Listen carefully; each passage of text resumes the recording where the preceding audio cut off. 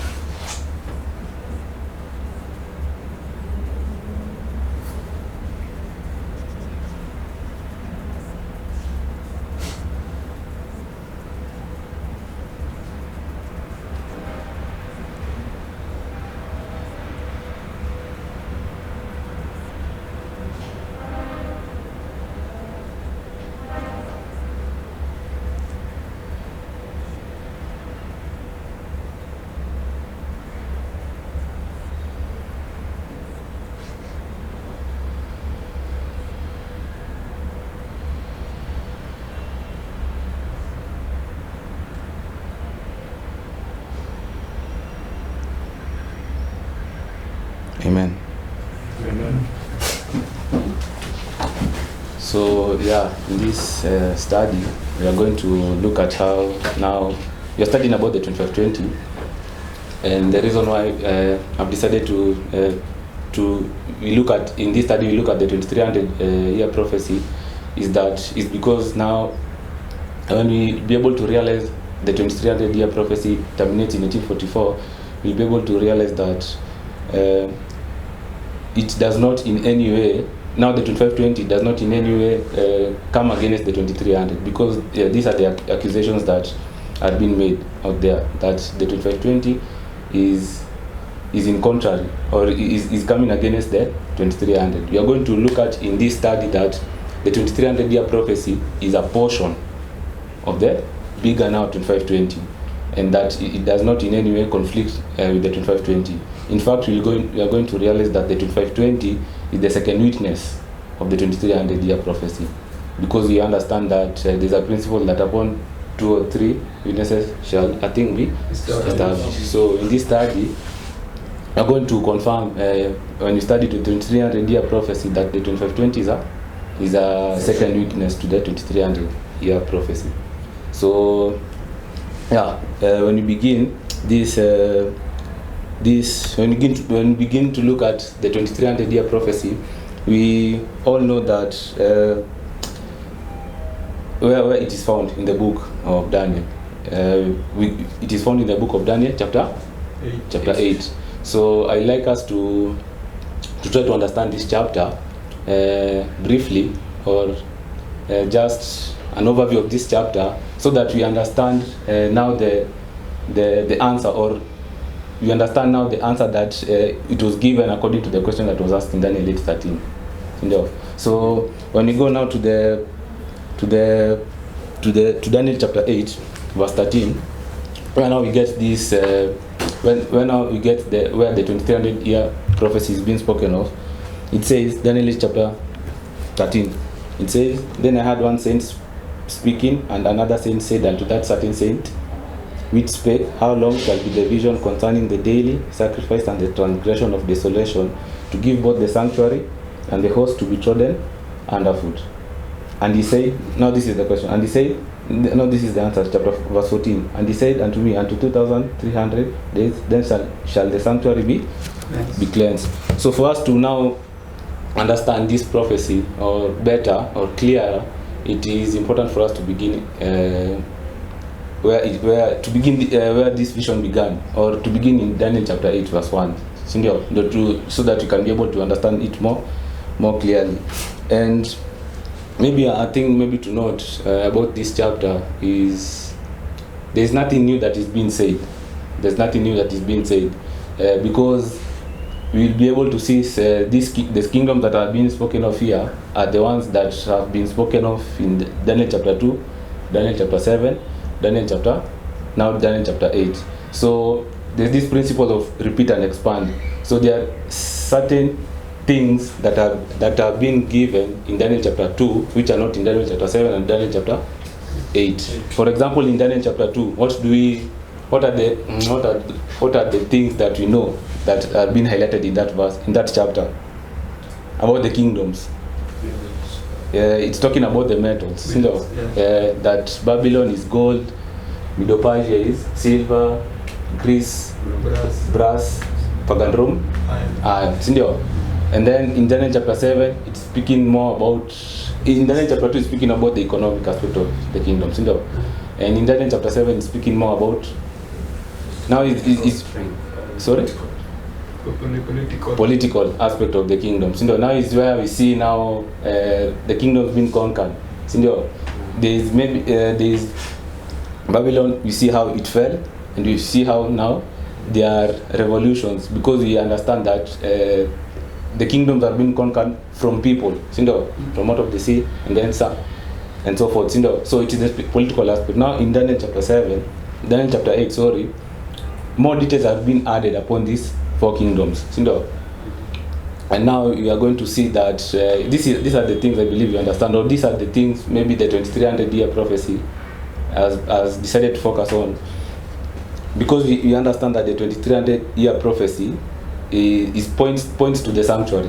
It points to the sanctuary, because at the termination of the 1844, of the 2300 years in 1844, is when now we came to understand what the work that is being done, or the work that began in the heavenly sanctuary. So it points to the sanctuary. It is not there. That's the same way that if you can remember the line we drew concerning the 490. Concerning the 490, what does it teach us? The prophecy of the 490 years. The termination. It points to the close of probation of the Jews. So the same way now the 2300 points to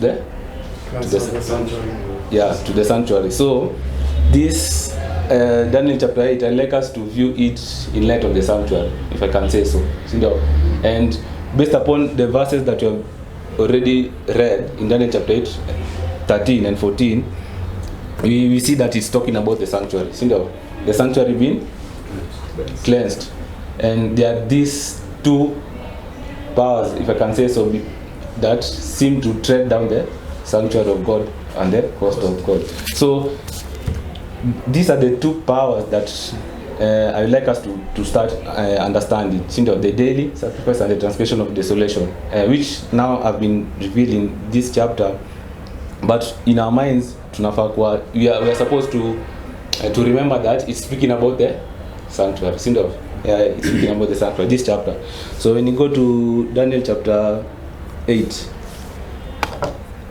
when you begin that verse, or before we do that, I'd just like to draw this thing that we already know, so that when we read the verse, it will be clear. So this is a line. This is a line of the 2300 years. I'm drawing because we have already established this thing. You understand that it began with the 3rd decree of Artaxerxes from 457 BC, and it goes down to which time? 1844. So this whole period from here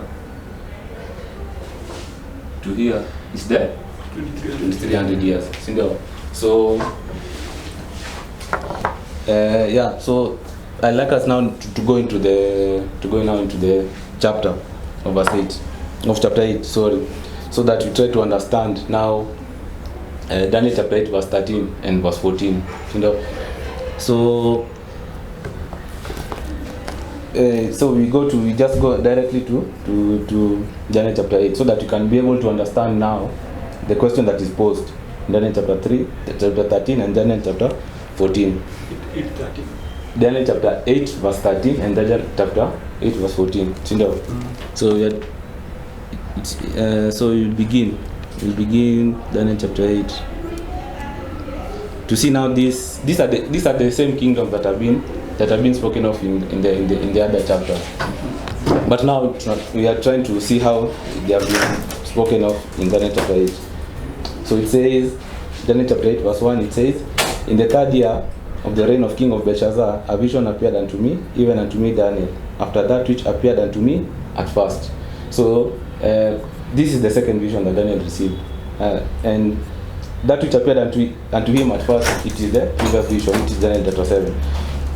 And it continues to say that, and I saw in a vision, and it came to pass when I saw that I was at Shushan in the palace, which is in the province of Elam, And I saw in a vision, and I was by the river of Ulai. So in verse 2, where does this vision begin? Or where is Daniel in this vision? It says, I saw in a vision, and it came to pass when I saw that I was at Shushan in the palace, which is in the province of Elam, and I saw in a vision, and I was by the river of Ulai.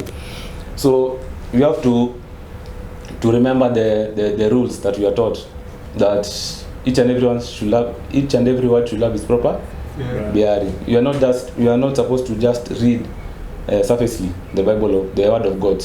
So there is something that the Bible is telling us, that the vision came to pass when it's and Daniel was in Shushan the palace. So we are going to realize that this chapter begins from Medo-Persia.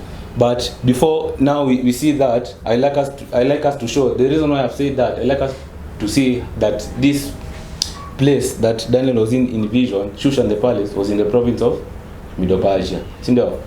Literally, he's in Babylon. Literally, he's in Babylon, but in vision, thank you. Literally, he's in Babylon, Daniel, because we know that he was taken captive in Babylon. Yes. Yeah. The time of Belshazzar. In the time of Belshazzar. But now in vision, where he is placed is in Shushan, the palace.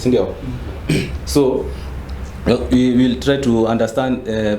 Shushan, the palace, was in the time of was a place in Medo-Persia. Yani Shushan, the palace, was in Medo-Persia. Yeah. So when you go to Esther chapter 1, verse 2. Esther chapter 1, verse 2. It says that in those days, when the king Ahasuerus sat on the throne of his kingdom, which was in Shushan the palace, in the 3rd year of his reign, he made a feast unto all the princes and his servants, the power of Persia and Media, the nobles and princes of the provinces being before him. So Shushan the palace is in where? Where is it? In Medo-Persia. So the first thing that we note in this chapter is that this vision begins Daniel is in vision in Medo-Persia. But unlike the other visions that Daniel had in Daniel chapter 2, in Daniel chapter 7, we understand, or we know that it's the kingdom, the vision that is being given begins, the kingdoms begins from Babylon. The kingdom that Daniel Anakwa revealed to begins in Babylon.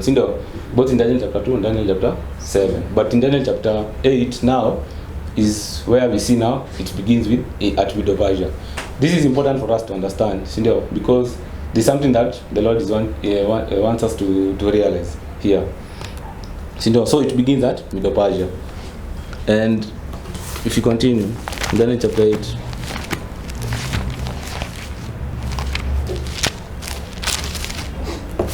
Daniel chapter 8 now verse 3, it says, Then I lifted up mine eyes and saw, and behold, there stood before a river a ram which had 2 horns, and the 2 horns were high, but one was higher than the other, and the higher came up last. So this vision of Daniel chapter 8, you have said it's Shushan. I'm not sure if it is written like that, but it is in the realm of Medo-Persia.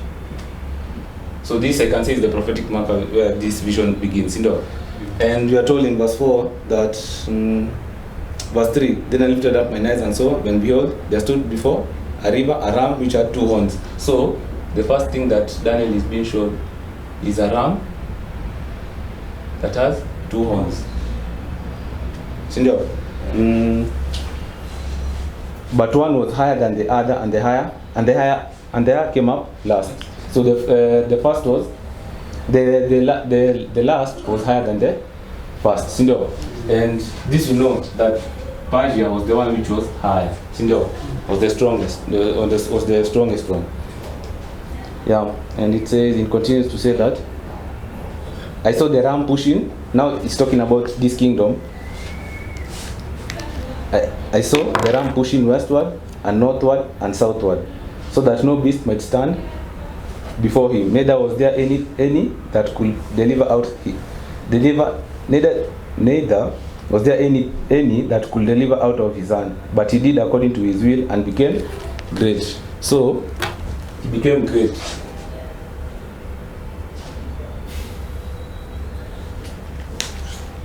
Yeah.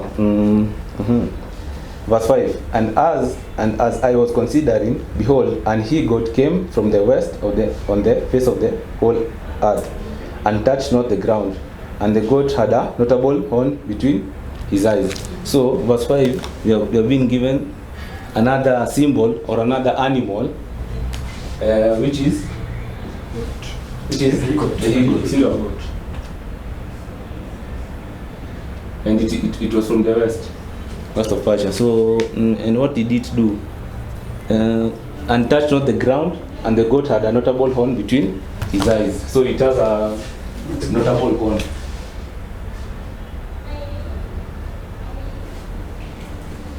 Between his eyes.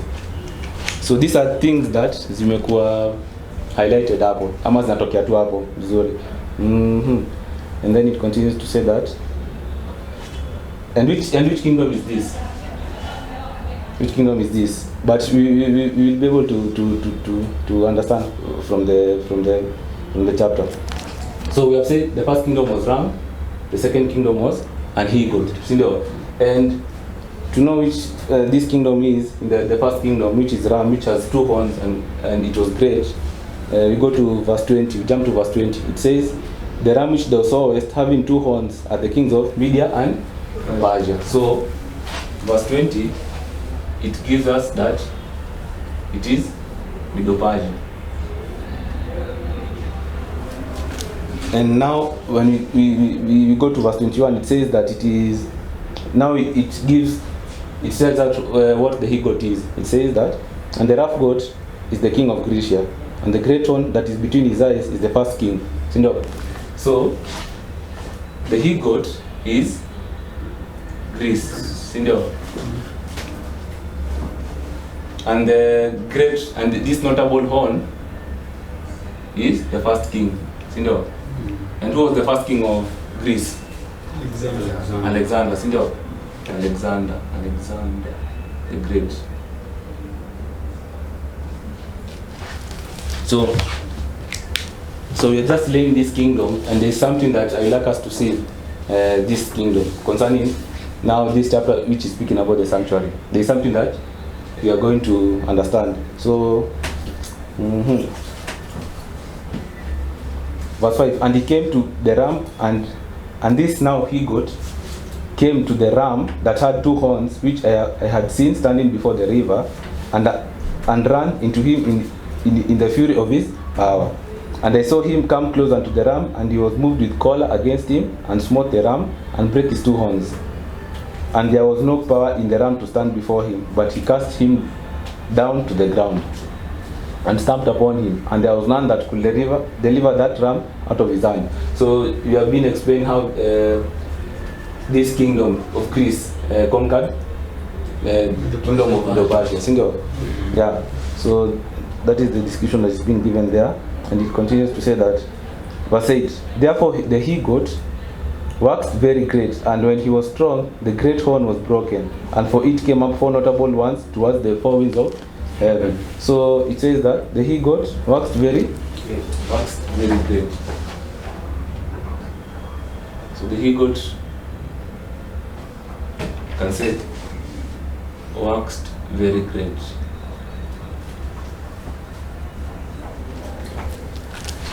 And something that is being noted also here, it says, and for it came up 4 notable ones towards the 4 winds of heaven. So when you go to history, or when you go to the book of Daniel and Revelation, which Ellen White has endorsed, or has said that every Adventist should read, you'll be able to understand this history better.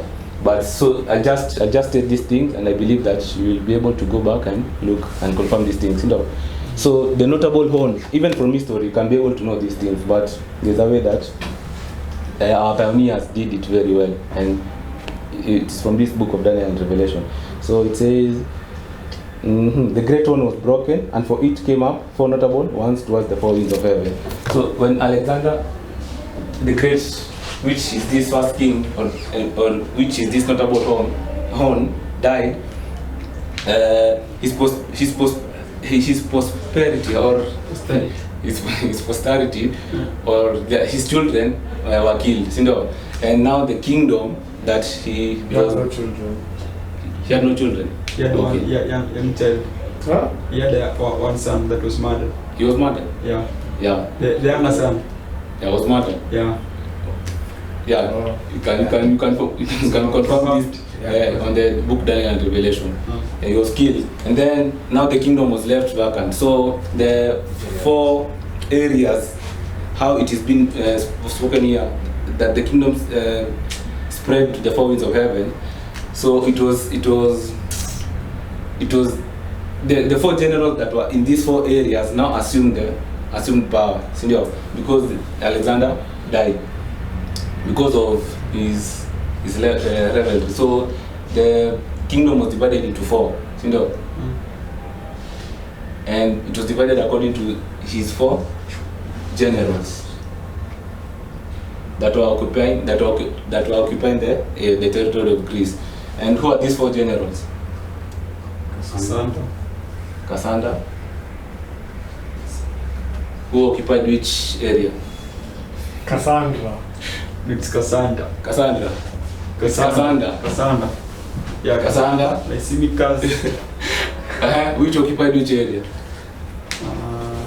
It should be the west. It should be the west. And then Lysimachus. Lysimachus. Yeah. Mm-hmm. It should be the north, I'm actually not sure. Which is? And the other? And the other? No, it's not east. Ptolemy. South. Ptolemy. Seleucus. South. North, yeah. That's east. Seleucus. North. The north. North. Yeah. The first time. Yeah. No. No, it's east. Anyway. Okay. It's important for us to understand the territory that they first occupied, east and then north. Yeah. You can confirm in the book, in the book. So,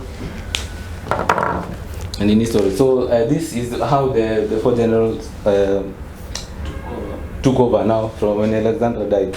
And it continues to say that, verse 9, and out of one of them came forth a little horn, which waxed exceedingly great, towards the south and towards the east and towards the pleasant land. So this is another power that we are seeing, or we are being given in this vision, or in Daniel 8. It says, and out of one of them came forth a little horn, which waxed exceedingly great.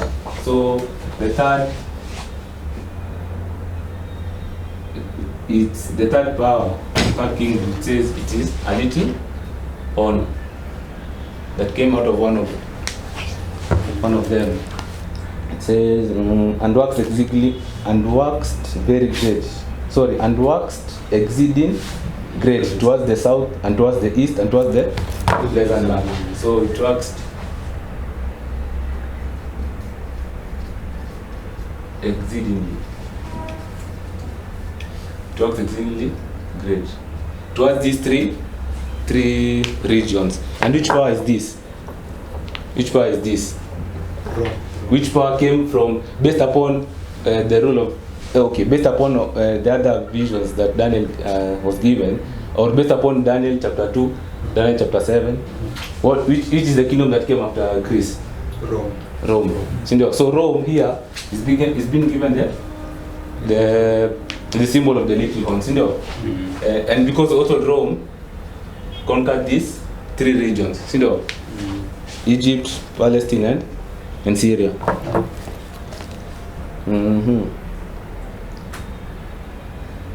And it works, and it works, verse 10, and it works great even to the host of heaven, and it cast down some of the host of the stars to the ground and stamped upon them.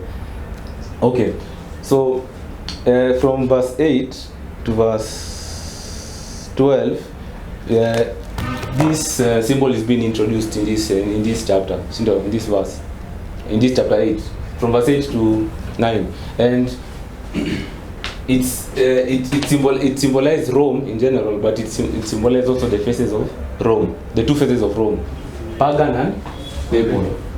Pagan and papal. Pagan and papal. And this you can just read it in that book. Smith has greatly explained these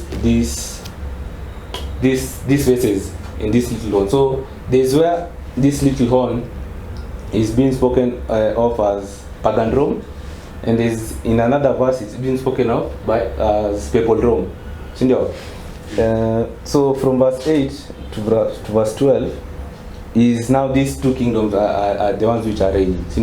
Pagan Rome and papal Rome. And this we also know that after pagan Rome came, papal Rome. After pagan Rome fell, papal Rome took over. So if I can just read these verses quickly without even maybe explaining a little bit, it says from verse 10, and it works great even to the host of heaven, and it cast down some of the host of the stars to the ground and stamped upon them.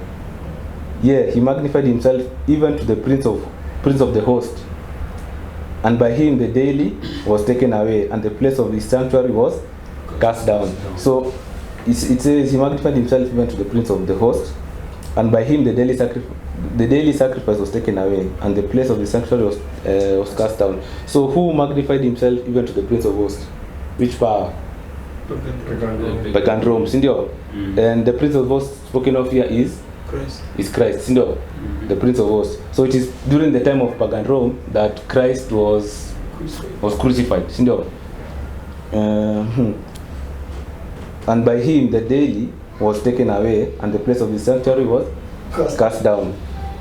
And an host was given him against the daily by reason of transgression, and it cast down the truth to the ground, and it practiced and prospered.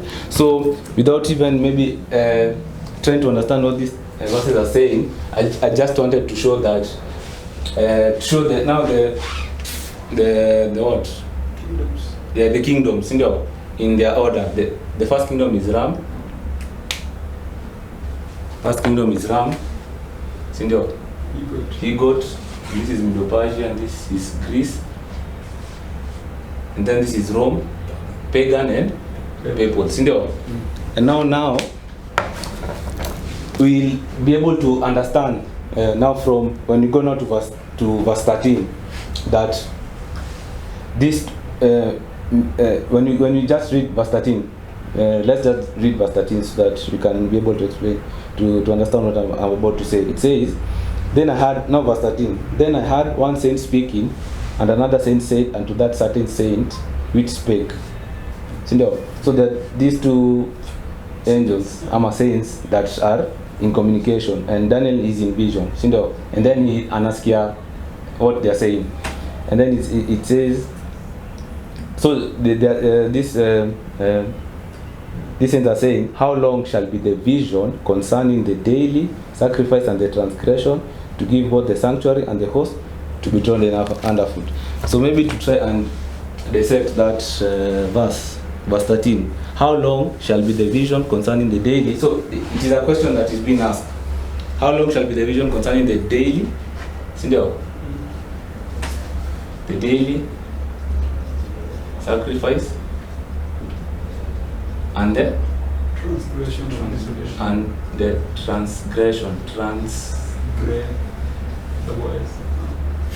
transgression of desolation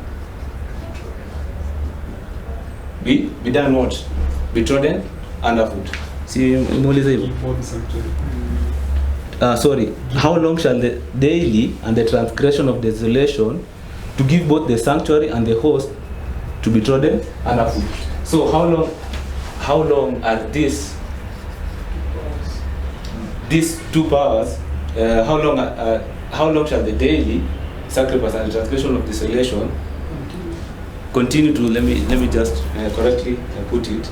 How long shall the vision concerning the daily and the transgression of desolation to give both the sanctuary and the host to be trodden underfoot? So how long are these two powers given to do what? To trodden down the sanctuary and the host. Sanctuary and host. So it is how long? And this is talking about time, no? Speaking about time. So how long are these two things given to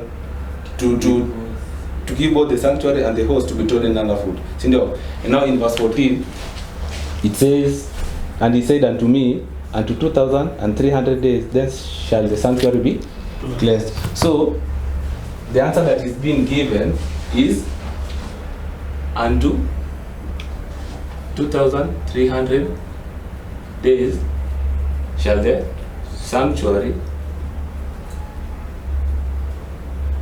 and host, and to 2,300 days shall the sanctuary and host, Shall the sanctuary be cleansed? shall the sanctuary be cleansed, sanctuary be cleansed.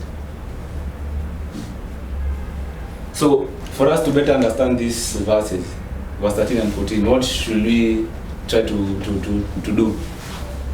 We should try to understand what these things are, for us to better understand these things. And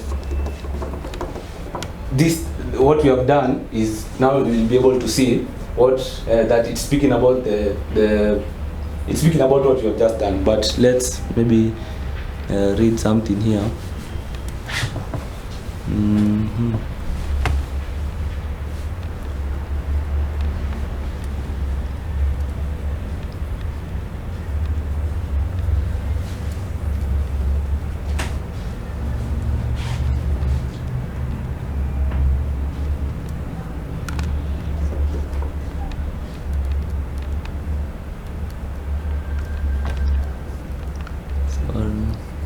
Okay, so Daniel in this vision, he has been what has been revealed unto him in this vision. Ameanza kuona, in vision he has been revealed the kingdoms, starting from Medo-Persia, Greece, and Rome, pagan and Rome, pagan and papal. And we are told that or these two, okay. When now we come to Daniel chapter 13, Daniel chapter 8 verse 13, we are told that the daily and the transgression is what treads down the sanctuary, and the host. So we are trying to understand what these things mean, or how is it associated with what you have been able to do. So when to try and understand that what the daily means,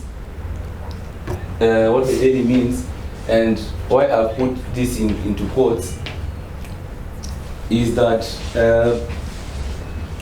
in Adventist there is a way that they interpret this verse, this daily, and this word sacrifice. We'll just going to read here that it was applied by the translators. It is their own supplication that it's not supposed to be here, and we'll just read. But how they understand what this verse means, how they understand it is that the sacrifice that was given, or the sacrifices that were being given. The sacrifices that were being given is what now will trample down the sanctuary and the host. And okay, or how they understood this thing is that the daily sacrifice, because they interpreted that it is the daily sacrifice. The daily sacrifice, it is the daily sacrifice that is maybe continuing in heaven, the daily sacrificial service that Christ continues in heaven. That's what they interpret it to be, the daily sacrifice of the daily ministration of Christ in heaven. So they interpret it to be Christ heavenly ministration, Christ heavenly ministry. Because we understand that Christ was we understand that Christ was the sacrifice. So they interpret it to mean that it is the daily or the continual sacrifice, heavenly sacrifice or ministry that Christ does in heaven. But we are going to see that this is not so. In fact, we are going to see that you doing this is it's not good, it's very bad, because it's speaking about another thing. It's not speaking about Christ. So maybe to just confirm these things that I'm saying, to try and understand how maybe the pioneers understood this chapter, this word of daily. And we are going to look at William Miller, because he was the one who was studying this prophecy of the 2300 days. So we are going to try to look at the thought that he came to this, and we are going to look at how he came to understand what the daily meant. So in Second Advent Manual, page 66, it says, I read on, this is Miller speaking, I read on and could find no other case in which the daily was found, but in Daniel. I then, by the aid of a concordance, took those words which stood in connection with it. Take away, he shall take away the daily, from the time of the daily shall be taken away. So he took the words that were closely associated with the word daily.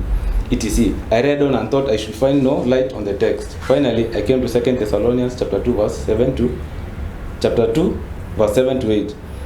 And it says, for the mystery of iniquity doth already work. Only he who now letteth will let until he be taken out of the way, and then shall that wicked be revealed. And when it had come to that text, oh, how clear and glorious the truth appeared. There it is. That is the daily. Well now, what does Paul mean, he who now letteth, or hindereth? By the man of sin and the wicked popery is meant. Well, what is it? What is it which hinders popery from being revealed? Why?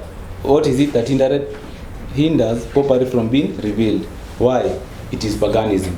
Well then, the daily must mean paganism. So William Miller, when he was studying, when he was studying this word, the daily, he was taken to 2 Thessalonians, and he took the words that were closely associated with it, and he came to realize that the words taken away, he shall take away, the daily shall be taken away. It to his understanding is that something has had to be taken away for the man of sin to be revealed. Something has to be taken away for the man of sin to be revealed. And the man of sin is who? Who is the man of sin? Papacy. Papacy is the man of sin. So when he came to that, when he read 2 Thessalonians, he saw that there was this power that was hindering the man of sin to arise, to come. And for the man of sin, or for the papacy to come, it had to be taken away. And so now he asked himself, what is this that hinders the papacy, or the man of sin, or the papacy to be revealed? So these are the questions that he asked himself, and he understood because he studied Daniel 2, Daniel chapter 7, and he understood that the kingdom, or the thing that hindered the papal kingdom to be revealed was what? Must be the power that was before. Must be the power that was before, or that was ruling. So it had to end, or it had to be taken away for the papacy to be revealed, or the man of sin to be revealed. So because he knew this from Daniel 2 and Daniel 7, he said that he came to a conclusion that what hindereth the man of sin to be revealed, or the papacy to be revealed, it must be pagan Rome, you know. And now going to back where he tried to understand the daily, so he understood that if pagan Rome is what hindered the man of sin to be revealed, now the daily must mean what? The daily must mean paganism, because pagan Rome, its religion was the paganism. You know? So it was paganism that was hindering the man of sin to be revealed. You know? So I hope that is clear. So now, so according to William Miller, the daily to him, or according to the pioneers, because it was their own understanding, the daily was paganism. You know? And the daily it was what hindered, was what, or paganism had to be dealt with or had to be taken away for the man of sin to be revealed. So from this, at least we from that explanation of Miller, at least it can be understood that it was a different path from what papacy was coming, or from what papacy was doing. You know, it was a different power. And what was hindering, because we'll be able to understand that the papacy or Papa Rome, it manifests itself differently in a different way, but it's a different religion. Exactly, it's a different religion. So this daily that had to be taken away from that what we have just been able to read is what, because now what religion was the first, was this kingdom? Paganism. So Medo-Persia was paganism. The religion of Greece was paganism also, Sindo. And the religion of pagan Rome was pagan also. And also the religion of Babylon, Sindo. So all this is now what William Miller is saying, because the religion is paganism, is what now he's saying they are the daily. Paganism. So this had to be done away for the man of sin to be revealed. And so maybe to give an explanation, or how Ellen White is telling us that the word sacrifice is not there, and therefore it cannot mean Christ's ministration in the heavenly sanctuary. And in fact, this is the only place that Ellen White amefanya nini, the only place that Eliot amepeana by inspiration amesema and has said that a certain word should not be in the Bible. So when we read in Revelation chapter 74, it says, "Then I saw in relation to the daily," Daniel chapter 8 verse 12, "that the word sacrifice was supplied by man's wisdom and does not belong to the text, and that the Lord gave the correct view of it to those who gave the judgment hour cry." When union existed before 1844, nearly all were united on the correct view of the daily. But in the confusion since 1844, other views have been embraced, and darkness and confusion have followed. So Ellen White, our inspiration, has said that the word sacrifice was supplied. And he has said also that those who gave the judgment, the correct view of the judgment, our cry, who are the Millerites, had the correct view of the daily. So if the pioneers or Miller and the pioneers say that the daily is paganism, you have to take that to mean so.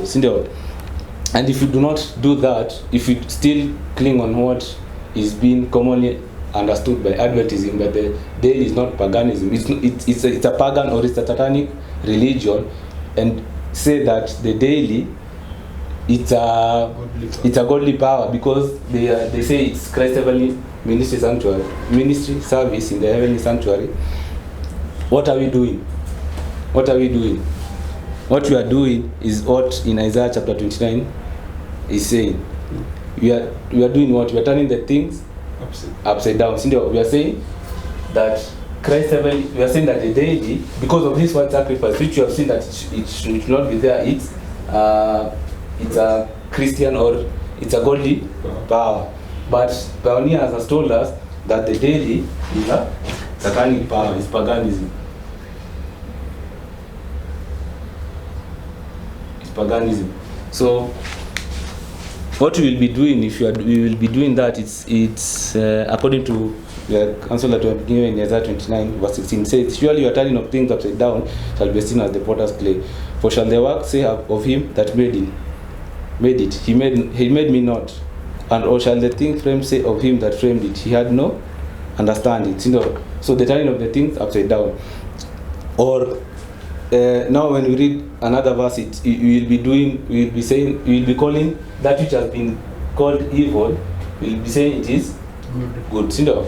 Yeah, we'll be saying, and there's a woe upon those who still cling to that.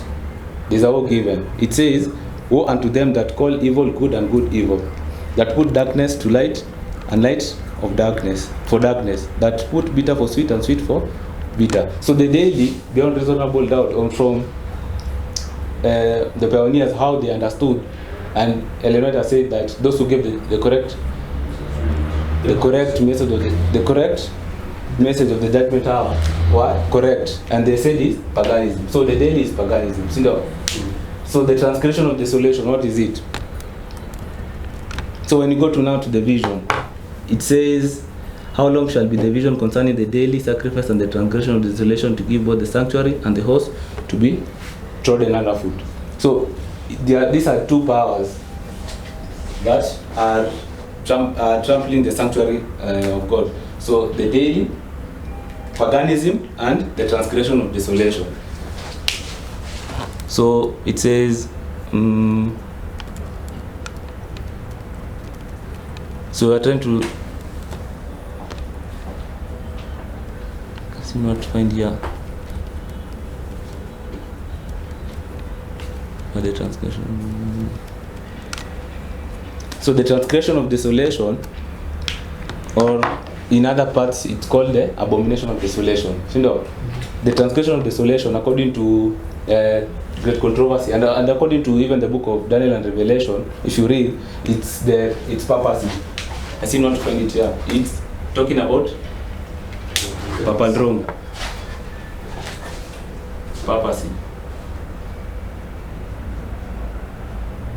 Papacy or Papal Rome. So if the daily is paganism and the transgression of desolation is papacy, you can go to the text and try and now try to understand it. So it says, how long shall be the vision concerning the daily and the transgression of desolation, to give both the sanctuary and the host to be trodden underfoot? Or this question can be framed in this way, because now we have been able to interpret the symbol.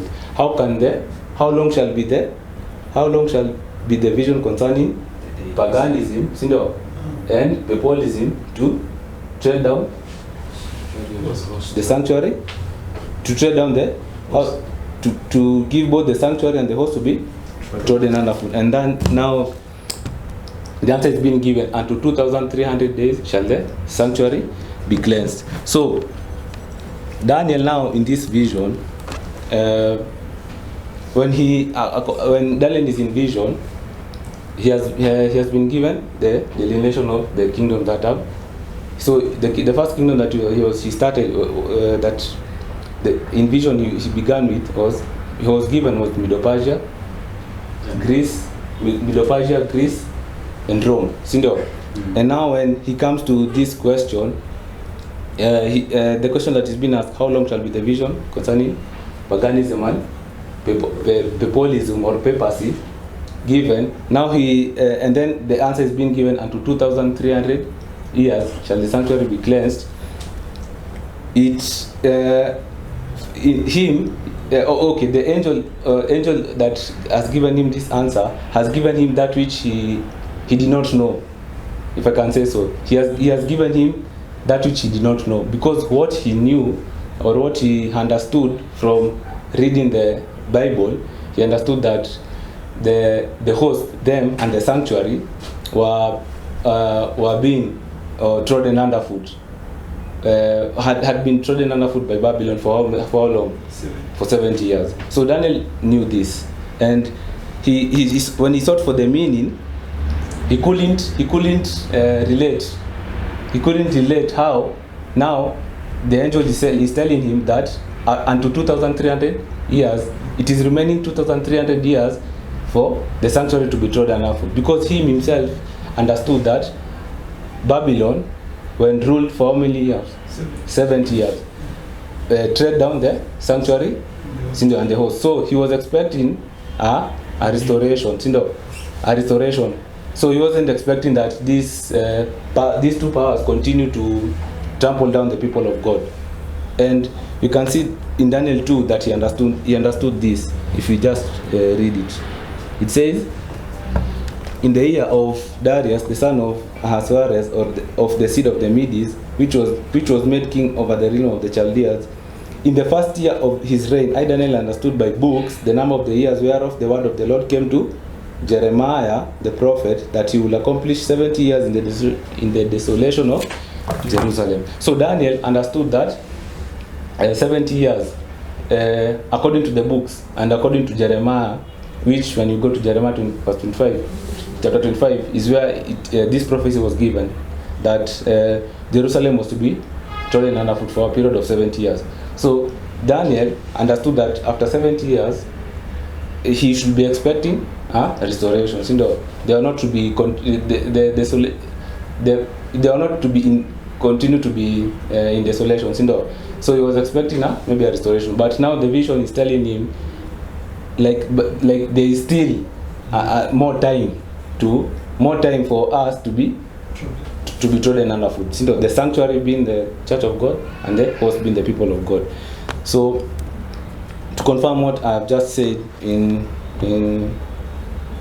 the book of Prophets and Kings, it says page 554, paragraph 1, it says, Daniel sought for the meaning of the vision. He could not understand the relation sustained by the 70 years captivity to the 2,300 years that were to elapse before the cleansing of God's sanctuary. Gabriel gave a partial interpretation, and when he declared that the vision shall be for many days, Daniel fainted. Daniel fainted, the prophet writes, and was sick certain days. Afterward I rose up and did the king's business, and I was astonished at the vision, but none understood it. So from here it says that he already understands the 70 years captivity, but now he did not relate how the 70 years and the 2,300 were. So he was expecting they were to be released after 70 years, but the angel seemed to say that it is remaining, or if I can just interpret it, it says unto 2,300 years shall the sanctuary be cleansed. So he's saying unto 2,300 years shall the sanctuary be cleansed. He was saying that there's another period yet. You are not yet to be restored, but there's another period yet that has to elapse for them to be restored. That's how I understand it. And so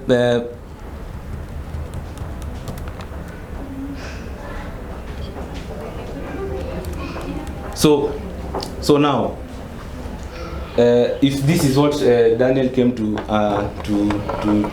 understand, or he came to learn that there is a period that is remaining to tread down the sanctuary and the host, and you know that the 2,300 days ended where? In 1844, Sindio. And it began where? In 57 BC. So this is where, if I can write here, unto, this is where now the 2,300 began. The beginning period of the beginning period of 2,300 began in the third degree, of Artaxerxes. But we know that there are 3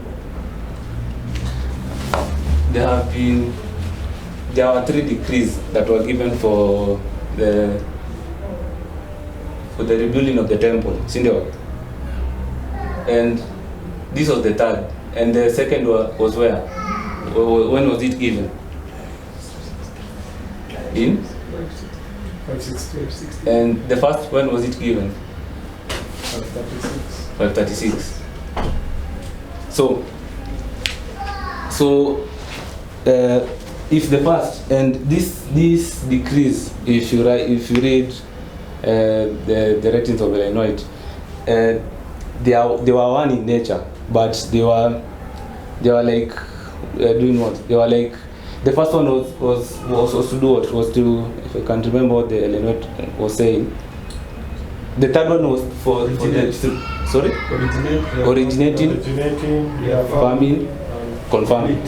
Completing. Oh yeah, originating, reaffirming, and completing. So it is one in that nature, but the decree, you can say it is being given in 530. Yani it began being given in 536 BC.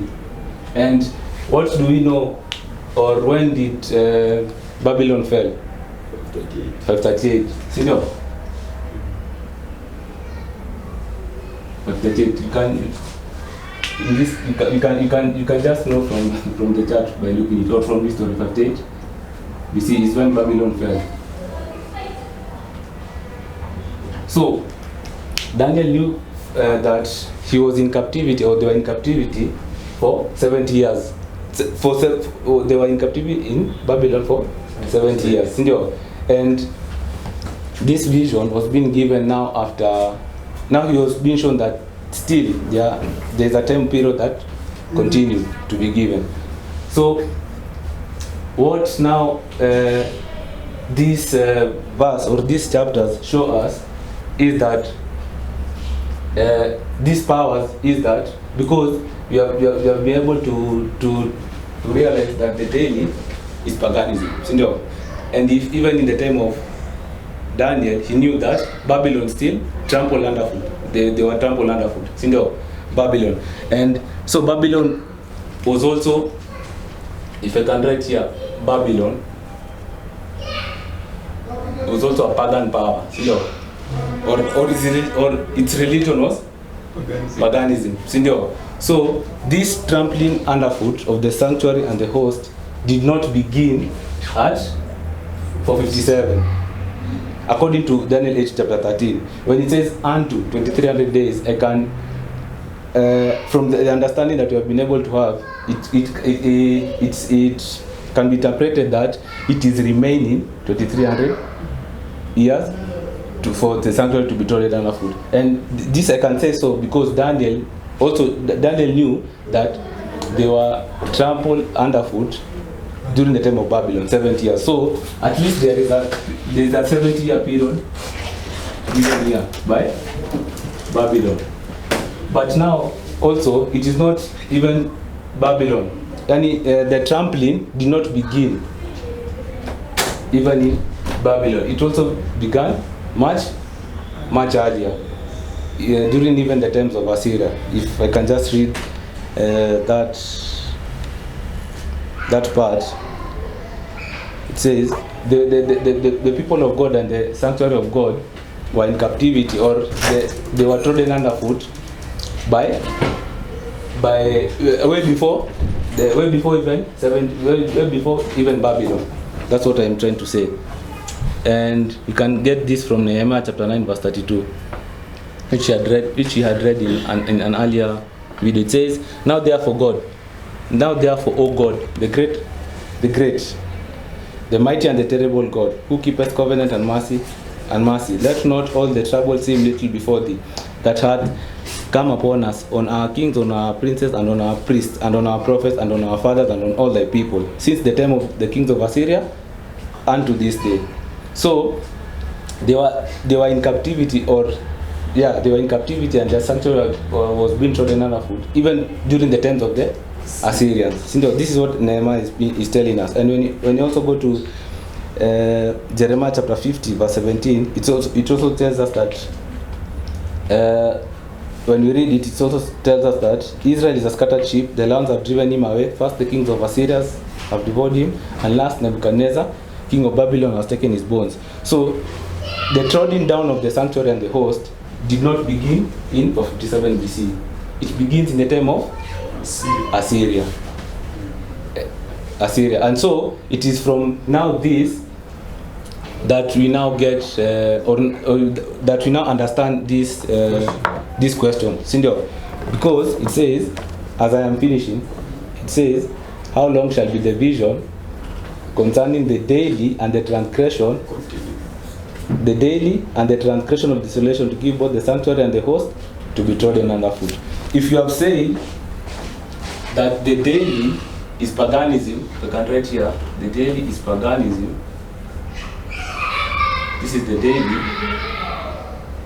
And you have just read that the sanctuary and the host began even during the times of Assyria. Daily is paganism, and the transgression of desolation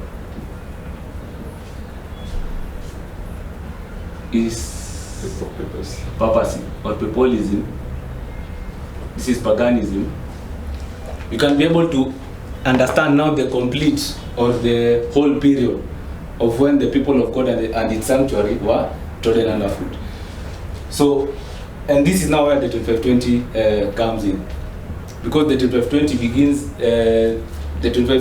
begins, or where we see the God's people or the God's people and the sanctuary being trodden underfoot is or being scattered, because when they are trodden underfoot is where they cannot worship God, and they're in captivity, is in the prophecy of the 2520. And when we just take this paganism, you can begin from Babylon, Medo-Persia, Greece, and Rome to be under paganism, and now this is pagan Rome, and now papal Rome to have its rule. So this period where now paganism began, and you have just read it began, or they were in captivity even in the days of Assyria, is now it's what is giving us the other prophecy, the 2520 year prophecy. And we'll be able to look into this now prophecy in deeply in the coming studies. But from 2 Kings chapter 17, which I believe you had read, we'll be able to realize that the king Hoshea of Israel was taken into captivity. When was he taken into prison? When was he taken into prison? 720. In 723. So Hoshea was taken into prison in 723 BC, and now this covers the period where now the nations now began to be trod underfoot God's people and the sanctuary. So from 723 BC, when you take this period of paganism, or when you take this period of paganism, which we had done in our previous study, the pagan powers ruled over God's people for how many years? 1260 years. Then it reached to which period? 538. Let me write in a different color. 538 BC, and then it continued. Sorry, AD. Yeah, AD, and it continued for 1260. This is when of the people 1260 years rule, and it ended where? 1798 AD. So for us to understand by what maybe I've just illustrated there, for us to understand this question that has been asked in this verse, in Daniel chapter 8 verse 13, how long shall be the vision concerning paganism and papolism?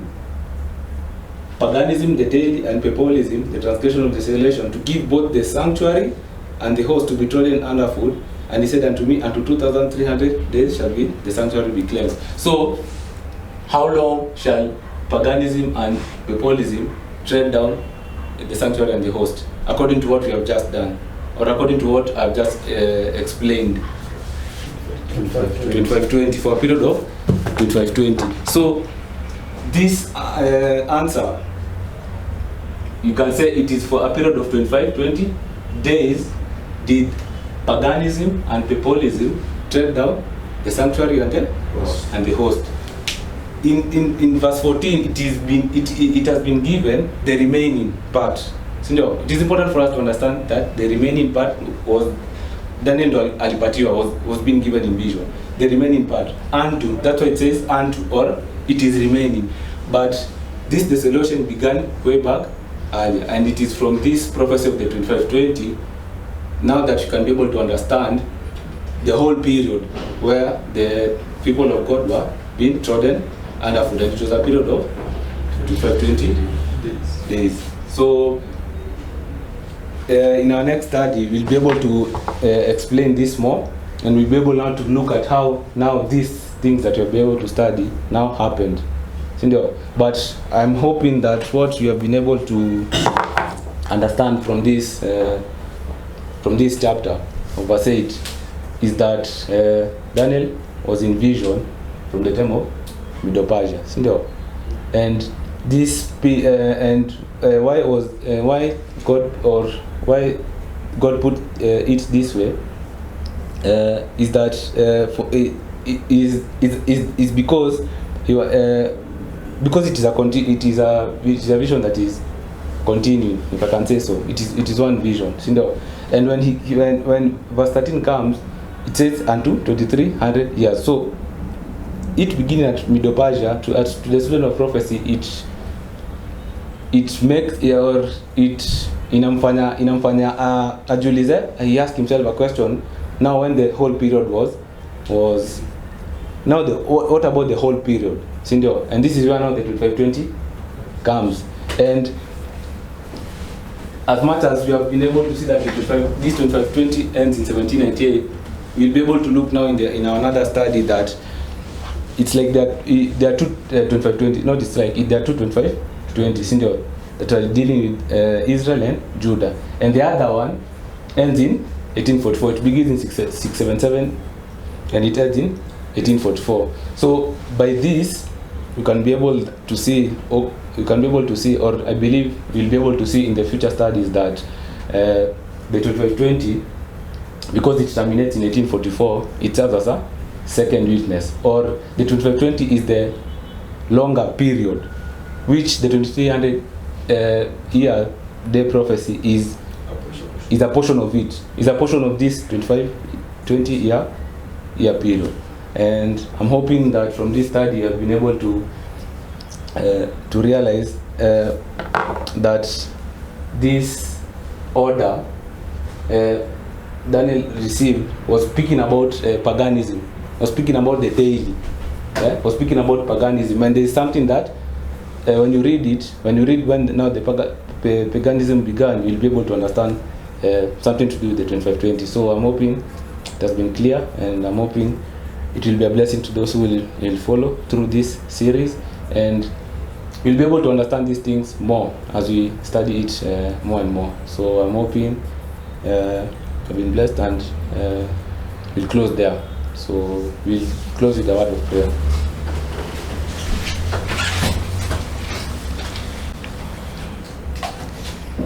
Our dear Heavenly Father, we humbly come before your presence this time, dear Lord, thanking you for the time that we have been able to have at this time. Lord, we're grateful for enabling us to study your word, for enabling us, dear Father, to try to understand concerning Daniel chapter 8 and verse 13 and 14, dear Lord. And there's so much that Lord, you are revealing unto us, or that you have revealed unto us, dear Father, and which it is very important for us to understand and to try to dissect these chapters and these verses bit by bit, so that, Lord, we may try to understand what you are really teaching us, dear Father. And now, Lord, we can apply these things at the end of the world. I pray that these things, dear Father, for those who will be able to hear them, they'll be able to understand, dear Father, and they'll be able, dear Lord, to go back to their studies and to see if these things, dear Lord, are so. I thank you for this time that we are able to have, and I pray that, Lord, your word shall not return unto you void, but that, Lord, it shall accomplish that which you please, dear Father. Thank you for all these things, for we pray and ask this short prayer, trusting and believing in Jesus' name. Amen.